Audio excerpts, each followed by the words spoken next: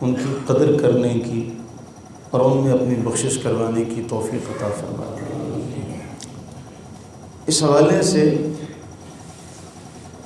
باتیں بہت ساری کہی جا سکتی ہیں، لیکن رمضان میں چونکہ لوگوں کا ذوق شوق باقی مہینوں کی بنسبت زیادہ ہوتا ہے، تو اس موقع پر وہ بات زیادہ افادیت رکھتی ہے جو سب کے متعلقہ ہو اور اس کا کوئی مقصد بھی ہو۔ ہمارے ہاں لفاظی اس قدر ہو چکی ہے، میں اپنا ایک ذاتی تجربہ آپ کے ساتھ شیئر کروں۔ ایک جگہ رمضان میں محفل پر جانے کا اتفاق ہوا، ان کا موضوع تھا بدر کے حوالے سے۔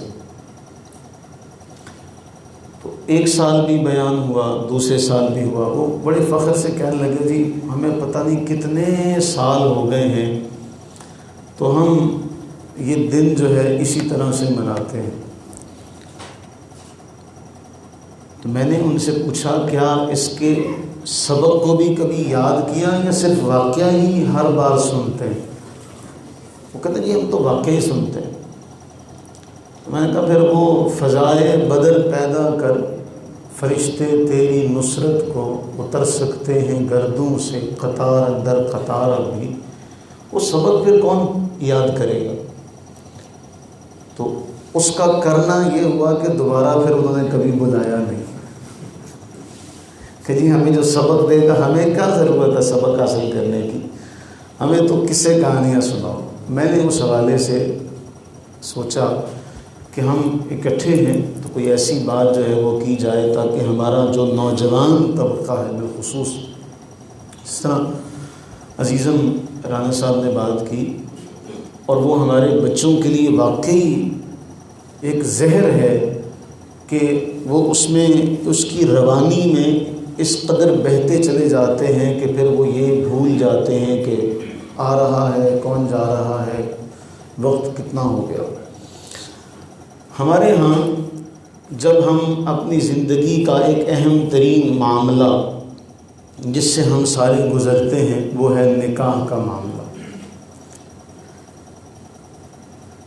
ہمارے ہاں جب بچہ جوان ہو جاتا ہے تو ماں باپ کو اس کی فکر ہوتی ہے کہ اس کا نکاح کر دیا جائے، اور اس نکاح کے موقع پر فارمیلٹی کے طور پہ آپ نے بھی کئی بار دیکھا ہوگا، زندگی میں مشاہدہ کیا ہوگا کہ جی جب نکاح خواہ نکاح پڑھانے کے لیے آتا ہے تو وہ کھڑے ہو کے چند ایک آیات پڑھتا ہے۔ وہ کون سی آیات ہیں اور الحمد سے لے کر والناس تک اس موقع کے لیے انہی آیات کو کیوں منتخب کیا گیا، اس سے ہمیں کوئی سروکار نہیں ہوتا، نہ ہمیں اس کی طرف کبھی توجہ دلائی جاتی ہے، نہ ہی اگر میں یہ کہتا ہوں یہ 3 آیات جو خطبہ نکاح میں پڑھی جاتی ہیں، اگر جس کا نکاح کیا جا رہا ہے اسے کہا جائے ان 3 آیتوں کو پہلے پڑھ، کیونکہ اس موقع پر جو گیدرنگ ہوگی اس میں سارے بزرگ بھی ہوں گے نا، دونوں اطراف سے۔ قرآن فرما رہا، قرآن نے بڑا اچھا حل دیا، وَإِنْ خِفْتُمْ شِقَاقَ بَيْنِهِمَا فَابْعَثُوا حَكَمًا مِّنْ أَهْلِهِ وَحَكَمًا مِّنْ أَهْلِهَا۔ اگر ان دونوں کے درمیان کوئی جھگڑا ہو جاتا ہے، بستے ہوئے گھروں میں اس طرح کے معاملات ہو جاتے ہیں، اگر کوئی اس طرح کا معاملہ پیش آ جاتا ہے تو ایک حکم، ایک سرپنچ حکم من اہلہ لڑکے کے گھر سے مقرر کیا جائے اور ایک سرپنچ لڑکی کے گھر سے مقرر کیا جائے۔ ان یریدا اصلاحا، اگر یہ دونوں سرپنچ سربراہ جو ہیں اگر یہ اصلاح کا ارادہ کریں گے تو اللہ ان کے درمیان موافقت پیدا کر دے گا۔ ہم قرآن کو آج تک سمجھ ہی نہیں سکے، ہر موقع کی مناسبت سے۔ میں نے وہ کئی بار آپ کو لطیفہ سنایا ہوا ہے کہ عرب کے اندر ایک بزرگ تھے، امام صاحب نے قرات کی تو قرات کے بعد جب نماز سے فارغ ہوئے تو بزرگ ان کی طرف دیکھ کے مسکرانے لگ پڑے۔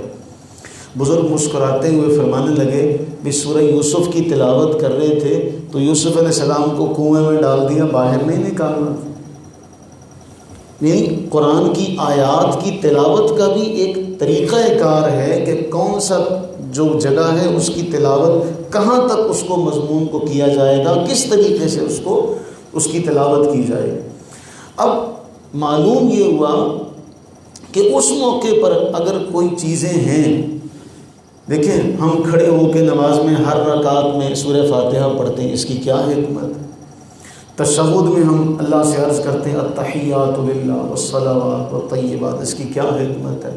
جب ہم ان حکمتوں کو تلاش کرنے لگیں گے، عادت بنا لیں گے، تو پھر ہمیں یہاں بھی یہ جاننے کی جستجو پیدا ہوگی کہ اللہ تعالیٰ کے نبی صلی اللہ علیہ وسلم نے یہی تعلیم کیوں دی، کہ پوری قرآنی آیات میں سے یہی 3 آیات کیوں پڑھی جاتی ہیں۔ سر فہرست جو آیت پڑھی جاتی ہے سورہ نساء کی 1 نمبر آیت ہے، یہ آپ کے سامنے موجود ہے، اس کو دیکھ لیں۔ یا ایھا الناس، قرآن کا اسلوب ہے، یہ سارے اس بات پہ غور کریں، قرآن کا اسلوب ہے۔ اچھا دیکھیں، آپ کے علم میں ہوگا جب کوئی ذمہ داری سونپی جاتی ہے سیاسی طور پہ تو اس سے پہلے کیا لیا جاتا ہے؟ حلف لیا جاتا ہے۔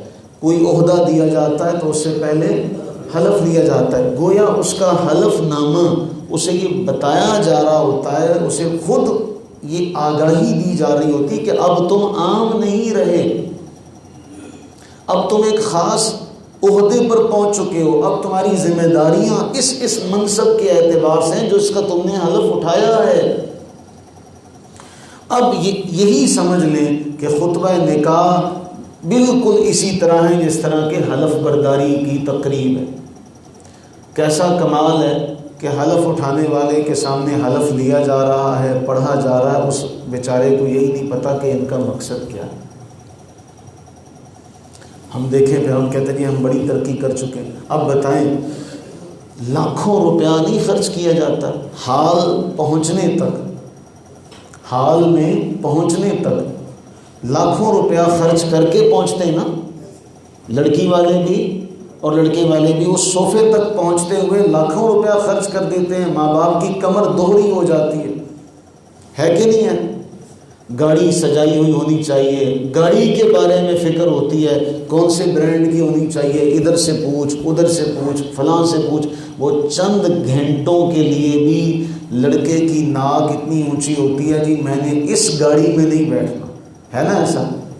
کیا جو چھوٹی گاڑی ہوتی ہے کبھی آپ نے اس میں دیکھا کہ بامبرے مجبوری کوئی گیا ہو، ورنہ کوئی نہیں جاتا ہمارے بچوں میں سے، کیوں بھائی؟ ایسا ہی نا، لاکھوں روپیہ خرچ کر لیا، سب چیزوں کا پتہ ہے، اسٹیٹس کا پتہ ہے، کسی کو کہو جی عام سوٹ پہن کے چلا جا، اللہ کے گھر تو ہم آ سکتے ہیں ایسے، لیکن لڑکی لینے کے لیے ہم معمولی سوٹ نہیں پہن سکتے، یہ مسلمان ہے۔ لڑکی لینے جانا ہے، ناپ سے دے کے آنا ہے، اعلیٰ ترین سوٹ سلوانا ہے، لیکن جب رب کے گھر جانا ہے جو رازق ہے، خالق ہے، جو خود حکم دے رہا ہے، دیکھیں اگر آپ ویسے بھی جائیں گے تو نکاح کر کے لا سکتے ہیں، کوئی لوازمات میں سے نہیں ہے، لیکن اللہ نے حکم دیا یا بنی آدم خذوا زینتکم عند کل مسجد، میرے گھر آؤ تو سج سنور کے آؤ۔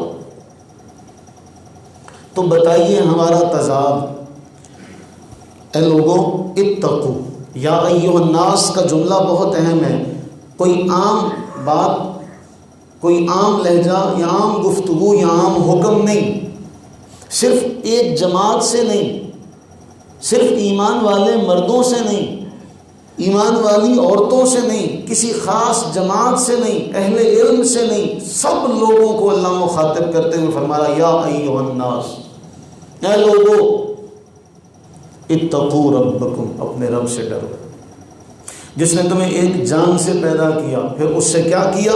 خلق منہا زوجہا وبث منہما رجالا کثیرا ونساء، اور پھر کیا کیا؟ مرد و عورت پھیلا دیے۔ اب یہاں بھی نقطہ سمجھنے والا ہے کہ مرد عورت، لڑکی لڑکا، بیٹا بیٹی کس نے دیے؟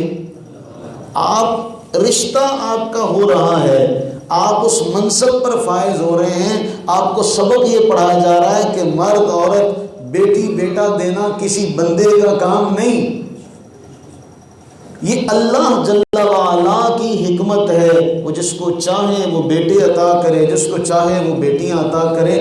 کمال کمال یہ ہے ستم ظریفی کہ وہ بندہ جو اپنے حلف میں یہ آیت سن کر آیا ہے کہ اللہ تعالیٰ فرما رہا ہے میں نے مرد و عورت پھیلائے نفس واحدہ سے، اور اس کے بعد پھر کیا ہوتا ہے، وہی مرد عورت کو الزام دیتا ہے یہ تو صرف بیٹیاں جنتی ہیں۔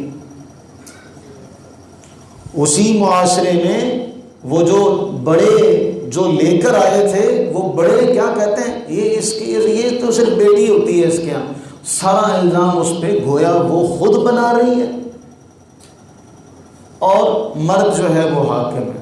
اللہ نے اس بارے میں یہ پہلی آیت آپ کو سنا دی اس خطبہ نکاح میں، اور پھر اس کے تحت اگر ہم دیکھیں امام ابن کثیر نے اور امام مسلم اپنی حدیث صحیح میں حدیث لے کر آئے، فرمایا عورت جو ہے وہ پسلی سے پیدا کی گئی ہے، تشبیہ دی گئی ہے عورت کو پسلی سے۔ کس سے تشبیہ دی گئی؟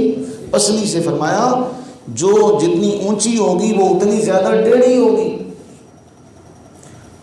خالق نے اپنے محبوب کریم علیہ السلام کے ذریعے سے آپ تک پیغام پہنچا دیا بلا تشبیہ اور بلا تمثیل۔ ایک آپ کو چیز دی جاتی ہے اور آپ کو دے کر کہا جاتا ہے، انسٹرکشن لکھی جاتی ہیں کہ یہ اتنی چیز چل سکتی ہے، اتنی دیر یہ چلے گی، کتنے گھنٹے تک یہ چلے گی، اس اسپیڈ پر چلاؤ گے تو یہ آپ گاڑی لینے جاتے ہیں تو اس کے ساتھ یہ ساری ہدایات ہوتی ہیں نا کہ بھی پہلے گیئر میں آپ نے گاڑی اس حد سے زیادہ نہیں چلا سکتے، خراب ہو جائے گی۔ تو جو اللہ خالق و مالک ہے وہ جب آپ کو اس منصب پہ بٹھا رہا ہے تو محبوب کریم علیہ السلام کے ذریعے سے آپ کو یہ بتایا جا رہا ہے کہ یہ پسلی کی مثل ہے، اس کو سیدھا کرنا چاہو گے توڑ دو گے، ٹوٹ جائے گی، اس سے اسی طرح فائدہ اٹھاؤ۔ کمال یہ ہے آپ کو ایک چیز دیتے ہوئے بتا دیا گیا کہ اس کے اندر یہ معاملات ہیں۔ قرآن نے تو بڑی حسین بات کہی، اور انگریزی زبان کی ایک کہاوت بڑی مثل ہے، بڑی مشہور ہے۔ قرآن کی پہلے آیت فَإِن كَرِهْتُمُوهُنَّ فَعَسَىٰ أَن تَكْرَهُوا شَيْئًا، تم ہو سکتا ہے ناپسند جانتے ہو، اس میں کوئی تو خیر ہے، کوئی تو اس میں خیر ہوگی، اللہ نے اس میں ہو سکتا ہے خیر کثیر رکھی ہو۔ وہ انگریزی زبان کی کہاوت ہے کہ بند گھڑی بھی دن میں 2 بار سچ بولتی ہے۔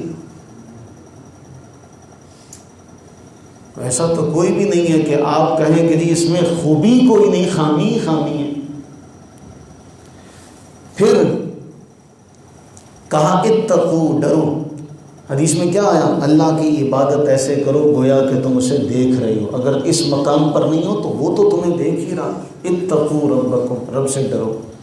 پھر دوسری آیت یا ایھا الذین آمنوا اتقوا اللہ حق تقاتہ ولا تموتن الا وانتم مسلمون۔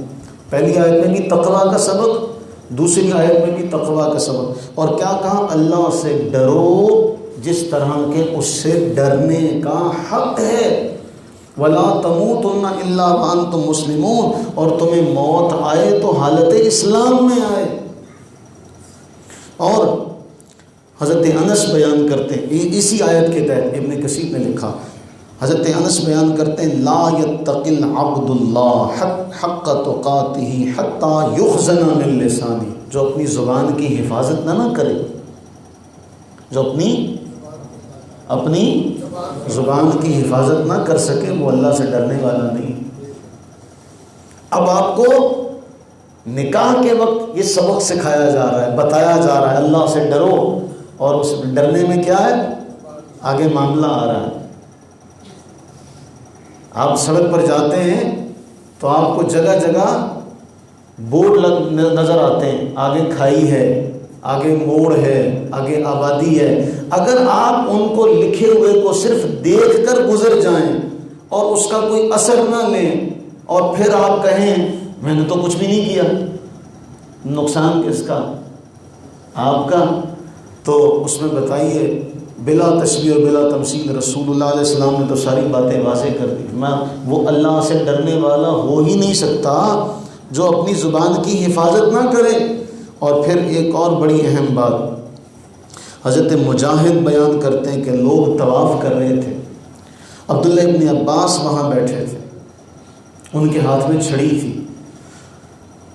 عبداللہ ابن عباس کہنے لگے قال رسول اللہ صلی اللہ علیہ وسلم، کہنے لگے رسول اللہ صلی اللہ علیہ وسلم نے فرمایا، یا ایھا الذین آمنوا اتقوا اللہ، اے ایمان والو اللہ سے ڈرو جیسا کہ اس سے ڈرنے کا حق ہے، ولا تموتن الا وانتم مسلمون، تمہیں موت نہ آئے مگر حالت اسلام میں۔ پھر اس کے بعد رسول اللہ صلی اللہ علیہ وسلم فرما رہے ہیں، عبداللہ ابن عباس نقل کرتے ہیں، کہتے ہیں حضور نے فرمایا وَلَوْ أَنَّ قَطْرَةً مِّنَ الزَّقُومِ قُطِرَتْ، اگر زقوم اگر اس کا ایک قطرہ بھی زمین میں گر جائے تو زمین والوں کی زندگی تباہ و برباد ہو کر رہ جائے۔ ایک قطرہ، پوری زمین ساری کی ساری برباد ہو جائے۔ کہنے لگے فَكَيْفَ بِمَنْ لَيْسَ لَهُ طَعَامٌ إِلَّا الزَّقُومُ، تو اس قوم کا حال کیا ہوگا جن کا کھانا ہی زقوم ہوگا۔ قرآن فرما رہا ہے اہل جہنم کا کھانا زقوم ہے، پیل، خون، گندگی، نجاست، اس حد تک بدبودار کہ اس کا ایک قطرہ زمین پر گر جائے تو زمین والے سارے خراب ہو، اس کے شر سے بچ نہ سکیں۔ کہاں وہ بھی تو ہوں گے جن کا کھانا پینا ہی زقوم ہوگا۔ اللہ سے ڈرو، اللہ سے ڈرو۔ اس آیت کے بعد رسول کریم علیہ السلام نے یہ پڑھا۔ میں نے آج تک صرف چند نکاح ایسے ہوں گے جن میں مشاہدہ کیا ہو کہ جی انتظام کیا جاتا ہے سننے کا، لیکن سننے کا بھی کیا اہتمام ہوگا جب ہمیں اس آیت کے کانٹیکسٹ کا ہی پتہ نہیں ہوگا، ہے نا؟ جب پتہ ہی نہیں ہوگا کہ بھئی یہ کیا پڑھ رہا ہے، ہم اس وقت توجہ نہیں کر۔ ہم نے تو آج کل بے حسی کا عالم یہ دیکھا ہے، جنازہ پڑھنے جائیں تو وہاں بھی اپنی گفتگو میں لگے ہوئے ہوتے ہیں، قبر پر کھڑے ہوں تو فون پر کوئی لگا ہوا ہے، کوئی اپنی باتوں میں لگا ہوا ہے، وہاں بھی لوگوں کو یاد نہیں رہتا کہ ہم کہاں کھڑے۔ پھر اس کے بعد اللہ کے نبی علیہ السلام نے فرمایا جو یہ چاہتا ہے، من احبا، جو یہ چاہتا ہے کہ وہ جہنم کی آگ سے بچ جائے اور جنت میں داخل ہو، اسے یہ چاہیے کہ حالت ایمان پر اس دنیا سے جائے، اسے موت آئے اس حال میں آئے کہ وہ اللہ پر ایمان رکھتا ہو، یوم آخر پر ایمان رکھتا ہو، وَيَأْتِي إِلَى النَّاسِ مَا يُحِبُّ أَن يُؤْتَى إِلَيْهِ، اور لوگوں کے لیے بھی وہی پسند کرے جو اپنے لیے کرتا ہے۔ یا ایھا الذین آمنوا، اے ایمان والو اللہ سے ڈرو، اس کے تحت یہ کہ جس کو یہ پسند ہے کہ جہنم کی آگ سے بچ جائے، جنت میں چلا جائے، اسے یہ چاہیے کہ اپنے لیے جو پسند کر رہا ہے لوگوں کے لیے بھی وہ پسند کرے۔ 2 آیات ہو گئی، تیسری آیت میں صرف مختصر آپ کے سامنے رکھ رہا ہوں، ورنہ آپ کسی بھی تفسیر میں ان آیات کے ذیل میں پڑھیے۔ اور خدا را جس کا نکاح ہونے لگا ہے وہ ان آیات کو ایک بار پڑھ لے، اپنی ذمہ داریوں کو سمجھ لے۔ تیسری آیت میں فرمایا سورہ احزاب کی آیت، یا ایھا الذین آمنوا اتقوا اللہ وقولوا قولا سدیدا۔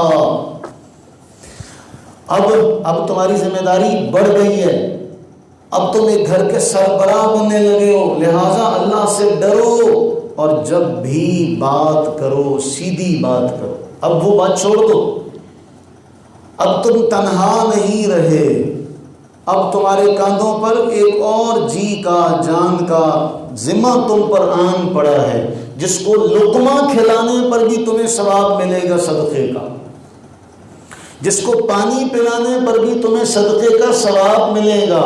یعنی ذمہ داری دی جا رہی ہے تو اجر و ثواب بھی بتایا جا رہا ہے۔ اللہ کے نبی علیہ السلام نے سب سے پہلا حق تمہاری کمائی پر تمہارے اہل و عیال کا ہے۔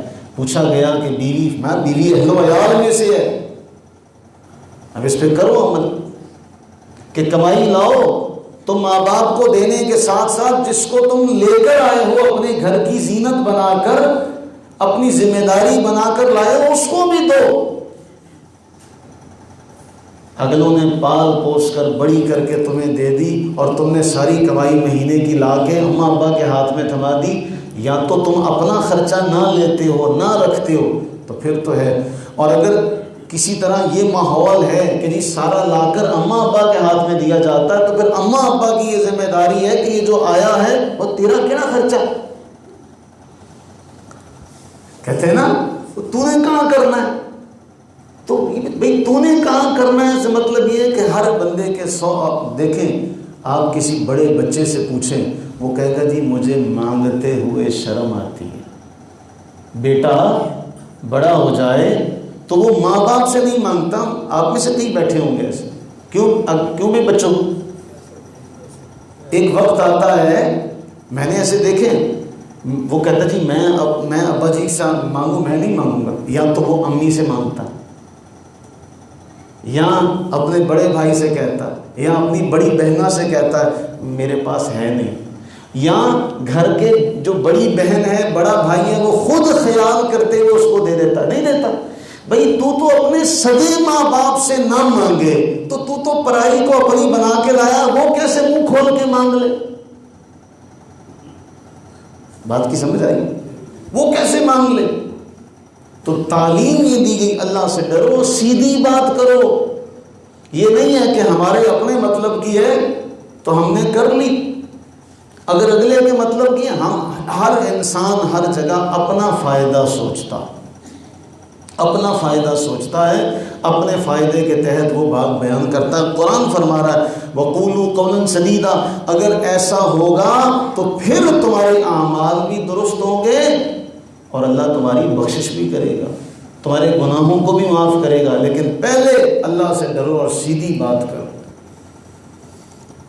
اللہ کے نبی صلی اللہ علیہ وسلم نے فرمایا، صحیح مسلم کی روایت، فرمایا الدنیا متاع، دنیا ساز و سامان ہے، خیر متاع الدنیا المرأة الصالحہ، بہترین اس دنیا کا جو متاع ہے، نعمت ہے، وہ نیک بیوی ہے۔ اس لیے ایک حدیث پاک میں آتا ہے، دعا سکھائی گئی، ایسی عورت سے پناہ مانگنے کا حکم دیا گیا جو وقت سے پہلے بوڑھا کر دے، ایسی اولاد سے پناہ مانگنے کا حکم دیا جو بوجھ بن جائے بجائے بوجھ بٹانے کے، ایسی عورت سے پناہ مانگنا سکھایا گیا جو وقت سے پہلے بوڑھا کر دے۔ گھر آیا انسان، گھر میں پاؤں بعد میں رکھا، خبریں شروع، ادھر کی بھی ادھر کی بھی، پانی کا نہیں پوچھنا، اور وہ بیچارہ پہلے سے پریشان ہو کے باہر سے آیا، آتے ہی اس کے اوپر پھر چڑھ دوڑنا، اور ایسی اولاد جو بجائے بوجھ بٹانے کے بوجھ بن جائے، ان دونوں سے پناہ مانگی گئی ہے۔ اس لیے فرمایا دنیا کی بہترین نعمت نیک بیوی ہے۔ اللہ سب ایمان والوں کی بیویوں کو نیک بنائے اور سب کو نیک عطا کرے، اللہ ہماری بیٹیوں کو نیک بنائے۔ پھر اس کے بعد آگے چلیں تو رسول اللہ صلی اللہ علیہ وسلم نے حضرت ابو ہریرہ رضی اللہ عنہ سے روایت ہے، جامع ترمذی کی روایت ہے، ہم باہر ملتے ہیں اعلیٰ اخلاق، میٹھے ہو کر، جھک کے، مہمان کوئی آ جائے اس کو کھانے پانی کا پوچھتے، اس کو معاملات کا پوچھتے۔ رسول اللہ صلی اللہ علیہ وسلم فرمایا کامل ایمان والا وہ ہے جس کا اخلاق اچھا ہے۔ کامل ایمان والا کون ہے؟ جس کا اخلاق اچھا ہے۔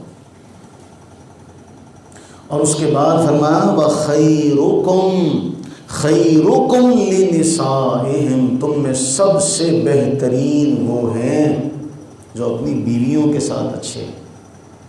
باہر والوں کے ساتھ تو ہنس کے سارے بولتے ہیں، مجبوری بھی ہوتی ہے، اور بہت ساری ضروریات ہوتی ہیں، لیکن اللہ کے نبی علیہ السلام نے پیرامیٹر بنا دیا، ایک معیار بنایا، کسی مولوی نے نہیں، کسی امام نے نہیں، اماموں کے امام نے، شارع نے بنایا کہ معیار کیا ہے بہترین ہونے کا؟ معیار یہ ہے کہ اپنی بیوی سے اخلاق والا، اچھا ہو۔ اپنی بیوی کے ساتھ اخلاق میں اعلیٰ، سب سے کامل وہ ہے. اور اخلاق کے حوالے سے یہ تعلیم دینے کے بعد اب میاں بیوی کا جو معاملہ ہے،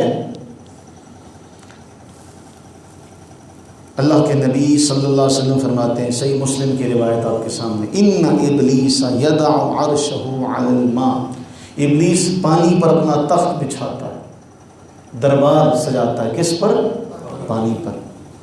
ثم یبعث سرایا، پھر لشکر روانہ کرتا ہے، شیاطین کو بھیجتا ہے، جاؤ تم بھی جاؤ تم بھی جاؤ، اپنے کارندوں کو بھیجتا ہے. پھر وہ سارے کے سارے واپس آتے ہیں، سارے کے سارے واپس آتے ہیں. یجیء احدهم فیقول فعلت کذا وکذا فیقول ما صنعت شیئا، ایک آ کے کہتا ہے جی میں فلاں فلاں کر آیا ہوں، میں فلاں فلاں کر کے آؤں. شیطان کہتا ہے تو نے کچھ نہیں کیا. ما صنعت شیئا، کچھ بھی تو نہیں کیا تو نے.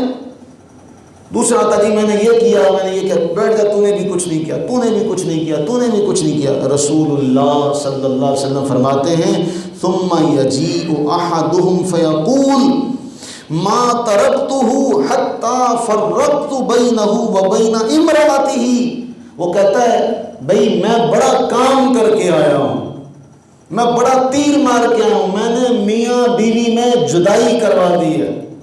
کون کہتا ہے؟ شیطان کا چیلا. کس سے کہتا ہے؟ شیطان سے کہتا ہے. اب یہ اس کو پوری زندگی پہ اپلائی کرنا. وہ کہتا ہے میں میاں بیوی میں جدائی کروا کے آؤں. شیطان کہتا ہے فیدنیہ، میرے قریب آؤ. صحیح مسلم کی حدیث ہے. آپ کے ذہن میں یہ بھی خیال نہ ہے کہ پتہ نہیں صحیح ہے کہ نہیں صحیح. وہ اپنے گلے سے لگا لیتا ہے، اسے چمٹا لیتا ہے. فیلتزمہ، التزام، چمٹا لیتا، کہتا تو نعم انت، تو سب سے اچھا ہے. شیطان آپ میں سے کسی نے دیکھا ہے؟ کیوں بھائی؟ دیکھا ہے؟ نہیں دیکھا؟ ہم ہی شیطان ہیں.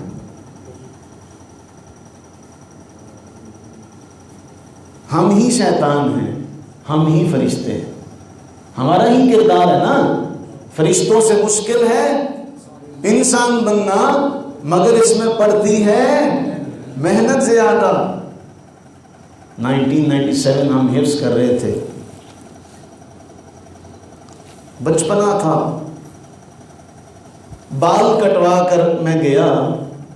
قاری محمود صاحب، اللہ تعالیٰ کروڑہ رحمتیں ان کی قبر پر نازل فرمائے.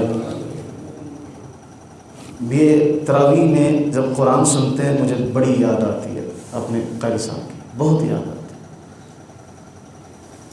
وہ ایک ایک لمحہ میرے پاس آج تک وہی قرآن کریم ہے جس پر میں نے حفظ کیا تھا. وہ نشانات لگے ہوئے ہیں. وہ بڑی یاد ان کی آئی کہ یہاں غلطی آئی تھی، یہاں یہ معاملہ ہوا تھا. جب تک وہ حیات تھے میں جب جاتا کراچی ان سے مل کر آتا. اب جب بھی جاؤں میں ان کی قبر پر سے ضرور دعا کر کے آتا. 45 سال انہوں نے قرآن پڑھایا. کتنے سال؟ 45 سال. ان کی قبر پہ جو لکھا ہوا نا کتبہ، اس پر لکھا ہوا مدت تدریس 45 سال. جنت میں نعمتوں میں اللہ کے قرب میں ہوں گے جنہوں نے 45 سال رب کا کلام ہی پڑھایا. وہ مجھے فرمانے لگے بیٹے یہ طریقہ یہودیوں کا ہے، عیسائیوں کا ہے، ہمارا نہیں ہے. ان کا لہجہ اسی طرح، ہمارا نہیں ہے طریقہ ہے. مجھے کیا خبر تھی، میں گیا جا کے میں نے کہا جی اٹینڈ کر دو. میں گنجا ہو کے، یعنی 12 بجے وقفہ ہوتا تھا، 12 بجے وقفے کے بعد پھر ظہر کے بعد کلاس لگتی تھی. میں ظہر کے وقت آیا تو گنجا تھا، ٹوپی سر پہ تھی. استاد صاحب بڑے خوش ہوئے. استاد صاحب نے ایک بات کہی، انہوں نے کہا بیٹے شیطان کبھی سامنے آ کے تو نہیں کہتا، جب تمہیں غلط کام کا کوئی کہے تو وہی شیطان ہے. وہ کسی کے رنگ میں سے بھی ہو کے تمہیں کہہ سکتا ہے. تمہارا دوست تمہیں کہہ رہا ہے نا آؤ یہ گناہ کا کام کر لو، وہ دوست نہیں ہے، شیطان ہے. تمہارا کوئی بھی عزیز تمہیں کہہ رہا ہے غلط کام کرنے کا، وہ تمہارا عزیز نہیں، وہ ہاں. ہم نے بھی جو پہلے بچے جو ہم سے پڑھے یہاں بیٹھے ماشاءاللہ، اب تو وہ خود بچوں والے، اللہ تعالیٰ انہیں سلامتیاں عزتیں عطا کرے. ہم نے بھی جب دیکھنا کسی کے بال صحیح نہیں ہے تو چلو بھی لے جاؤ بھائی کے پاس، جا کے لے جانا، آپ اجیرے بال کاٹ دے. کیوں جی، ہے نا اس طرح کٹوا دینے. اب دور بدل گیا، بہت تیزی سے بدلا، کوئی نسلیں نہیں گزری، اپنی آنکھوں دیکھتے دیکھتے وقت ایسا آ گیا کہ اب وہ وقت نہیں رہا، اب وہ وقت ہی نہیں رہا. میں نے پچھلے جمعے ایک بات کہی تھی، ایک حدیث سنائی تھی آپ کو. حضرت عمر فاروق رضی اللہ تعالیٰ نے خطبے کے دوران ایک صحابی کو دیکھا، میں ان کا نام نہیں لیتا، انہوں نے کہا لیٹ آ رہے ہو؟ انہوں نے کہا جی گیا ہوا تھا کام، وہاں سے جلدی جلدی آ گیا. کہتے ایک تو دیر سے آئے اور دوسرا نہا کر نہیں آئے. مجھے کہنے لگے کہ تسی بھی کہہ دو. میں نے کہا یہ صرف کہنے کی حد تک ہے، جس دن کسی کو کہا نا تو وہ پچھلا بھول جائے گا کہ جی مجھے اتنا عرصہ کچھ سیکھتے سکھاتے مجھے سیکھنے کو اتنا عرصہ گزر گیا، وہ بھول جائے گا. یہ باتیں ہی ہے صرف. ہم نے پچھلے سال دیکھ لیا، ہم نے پچھلے سال اس کا عملی مظاہرہ دیکھا. وہ جی طبیعت میں سختی بہت ہے جی. اگر باپ کی طبیعت میں سختی ہو تو پھر باپ بدل لو گے.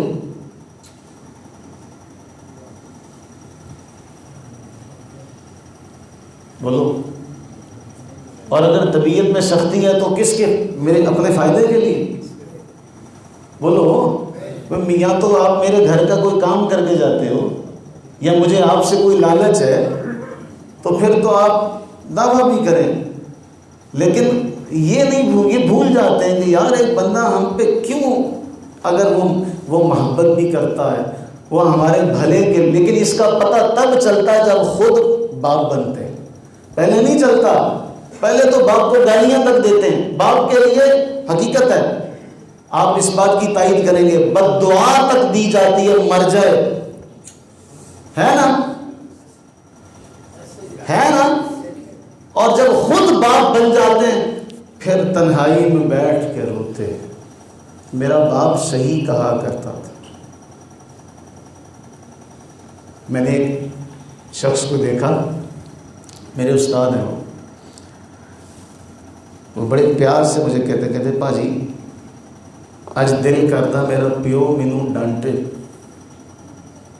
لیکن آج میرا باپ دنیا چ نہیں ہے. آج میری تمنا ہوا کہ میرا باپ مینوں گالاں کڈے، مینوں ڈانٹے، مینوں تھپڑ مارے. قدر ہمیشہ ہمیں ہوتی ہے بعد میں. ہم ماں باپ کی قدر نہیں کرتے. جب چھوٹے ہوتے ہیں تو ماں باپ کے ساتھ پتہ نہیں کیا کیا، جب اپنے اڑنے کے قابل ہو جاتے ہیں نا پھر ماں باپ کو پتہ نہیں کیا کیا باتیں کہ جب خود ماں باپ بنتے تو پھر جب اولاد ہمارے سامنے کھڑی ہوتی ہے، یہ آج کی اولاد ہم جیسی نہیں ہے. یہ آج کی اولاد تو دنیا میں آتے ہی یہ موبائل ٹیب، یہ سوشل میڈیا، اس نے جدید دور میں آنکھیں کھولی ہے. ہمارے پروفیسر عبد الرحمان صاحب فرماتے ہیں اے تاڈے پیو آ، یہ اولاد نہیں ہے ہماری. اور اللہ کے نبی علیہ السلام فرما چکے کہ لونڈی اپنے آقا کو جنم دے گی. ہم تو نوکر ہیں، نوکر ہیں، نوکر ہیں. یہ بڑے ہو جائیں گے ہمیں روٹی کا بھی پوچھیں گے کہ نہیں پوچھیں گے. اس لیے اگر چاہتے ہیں تو پھر آج ماں باپ کی قدر کریں، آج ماں باپ کی قدر کریں. اور وہ جو حدیث ہم نے پڑھی کہ اب جو میاں بیوی کے درمیان جدائی ڈلوائے، چاہے وہ نند ہو، چاہے وہ بھابھی ہو، چاہے وہ ماں ہو، چاہے وہ باپ ہو، وہ بھائی ہو، بہن ہو، ان صورتوں میں بھی شیطان انہی میں سے آئے گا نا. ہے ایسا کہ نہیں ایسا؟ میری بات کو صحیح سمجھیے گا، خدا را صحیح سمجھیے گا. وہ سامنے تو نہیں آئے گا، وہ استاد صاحب علیہ رحمہ کے کہنے کی طرح وہ کبھی تمہارے دوست کی صورت میں آ جائے گا، یار چل نماز چھوڑ دیتے ہیں، چل کھیلنے چلے جاتے ہیں، وہ دوست نہیں، وہ شیطان ہے۔ اب جو تمہیں تمہاری بیوی کے حوالے سے متنفر کرے تو غور کرو، رکو، دیکھو، ٹٹولو، کہیں یہ اس پانی پر تخت بچھائے ہوئے کا، بھیجے ہوئے کا اعلی کار تو نہیں، کہیں اس کو وہ گلے تو نہیں لگائے گا، کہیں یہ وہی تو نہیں جس کو شیطان کہے گا تو ہے میرا صحیح جانشین۔ یہ میں نے سمجھنا ہے، آپ نے سمجھنا ہے، وہ کسی کے روپ میں بھی آ کے ہمیں کائنات میں ایک محمد عربی صلی اللہ علیہ وسلم کی ذات مقدسہ فرمایا، جس نے خواب میں مجھے دیکھا اس نے مجھے دیکھا، اس لیے کہ شیطان کبھی میری مثل نہیں ہو سکتا۔ من رآنی فی المنام فقد رآنی، اس نے مجھے دیکھا، شیطان کبھی میری مثل نہیں ہو سکتا۔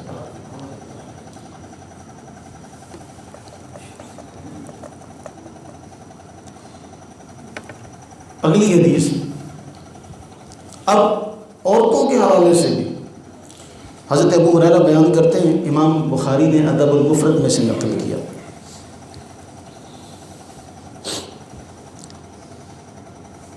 یا رسول اللہ صلی اللہ علیہ وسلم ان فلانۃ تقوم اللیل وتصوم النہار وتفعل وتصدق وتؤذی جیرانها بلسانہا۔ حدیث کے الفاظ ہیں، رسول اللہ صلی اللہ علیہ وسلم سے ذکر کیا گیا فلاں عورت جو ہے تقوم اللیل، قیام اللیل کرتی ہے، کیا کرتی ہے؟ قیام اللیل کرتی ہے، وتصوم النہار، دن کو روزہ رکھتی ہے، وتفعل، بڑے نیکی کے کام کرتی ہے، وتصدق، اور صدقہ خیرات کرتی ہے، وتؤذی جیرانہا بلسانہا، زبان سے اپنے پڑوسی کو اذیت دیتی ہے، اپنی پڑوسن کو، کس کو؟ پڑوسن کو، کس کو؟ پڑوسن کو۔ فقال رسول اللہ صلی اللہ علیہ وسلم لا خیر فیہا ہی من اہل النار، وہاں کوئی خیر نہیں،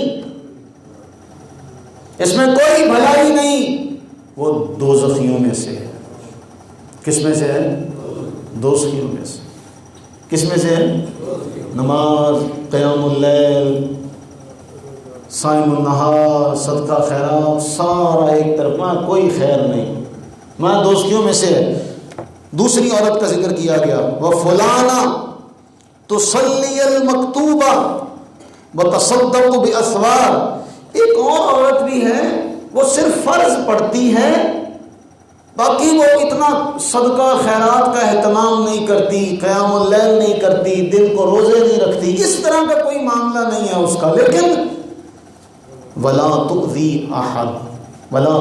احد، کسی کو اذیت نہیں دیتی، کسی کو اذیت۔ فقال رسول اللہ صلی اللہ علیہ وسلم ہی من اہل الجنہ، وہ اہل جنت میں سے ہے، وہ جنتی ہے، وہ تو میری مائیں بہنیں بھی غور کریں، کیونکہ میرے لیے تو پھر معاملے کو لے کر چلنا، وہ بھی غور کریں کہ اگر ایک عورت اپنی پڑوسن سے زبان سے اذیت پہنچائے تو اللہ کے نبی صلی اللہ علیہ وسلم تاجدار انبیاء فرما رہے ہیں وہ دوزخی ہے، تو وہ بھی گھر میں آئی نئی نویلی دلہن سے اس پر روب جمائے، بھابھی پر روب جمائے، کیونکہ وہ تو نئی گھر میں آئی ہے، اسے تمہارے گھر کے طور اتوار کا، رہن سہن کا، تمہارے مزاج کا نہیں پتا، تم اسے بتاؤ، تم اسے سکھاؤ، لیکن سب کچھ بتانے سکھانے سے پہلے تم وکھرا اپنا آرڈر چلانا شروع کر دو، تو پھر یہ بات پھر آپ کے لیے کہ پھر نماز روزہ زبان سے اذیت۔ پڑوسن کو اذیت دینے کے حوالے سے فرمایا وہ جہنمی ہے، تو جو گھر والوں کو اذیت دے اپنی زبان سے اس کے حوالے سے بھی یہ بات ہے۔ تو دو باتیں بہت اہم ہیں، مرد سب سے بہتر کون ہے؟ جو اپنے گھر والوں میں اخلاق میں سب سے اعلیٰ، اور اخلاق میں اعلیٰ ہونے کی مثال بھی آپ سنتے چلیں تو آپ حیران ہو جائیں گے۔ صحیح بخاری کی حدیث یہ آپ کے سامنے 2235 اس کا نمبر ہے۔ رسول اللہ صلی اللہ علیہ وسلم حضرت صفیہ رضی اللہ تعالیٰ عنہ، ہم سب کی ماں ام المومنین حضرت صفیہ رضی اللہ عنہ سے آپ نے نکاح کیا نا، تو پھر حدیث کے الفاظ یہ ہیں کہ اونٹ پر بٹھانا تھا نا، کس پر بٹھانا تھا؟ اونٹ پر۔ رسول اللہ صلی اللہ علیہ وسلم نے اپنا گھٹنا زمین پر رکھا، اپنا ٹخنا زمین، اپنا پاؤں زمین پر رکھا، کہا اس پہ پیر رکھ کے سوار ہو جاؤ۔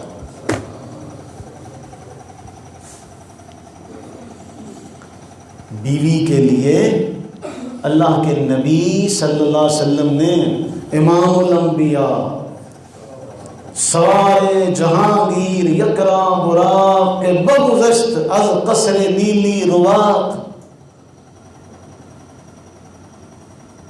حبیب خدا سرور انبیاء کہ عرش مجیدش بود متقا، وہ ذات، اور اپنا پاؤں نیچے رکھا اپنی اہلیہ کے لیے، تو اس پر پاؤں رکھ کر سوار ہو جاتا۔ دو باتیں، مردوں کے لیے بھی اور عورتوں کے لیے۔ دعا کریں اللہ تعالی ہم مردوں کو اپنی ذمہ داریاں صحیح طور پر ادا کرنے کی توفیق عطا فرمائے، اور اللہ تعالی ہماری بہنوں، بیٹیوں کو، بہوؤں کو اپنی ذمہ داریوں کو صحیح طور پر نبھانے کی توفیق و ہمت عطا فرمائے۔ آمین ثم آمین۔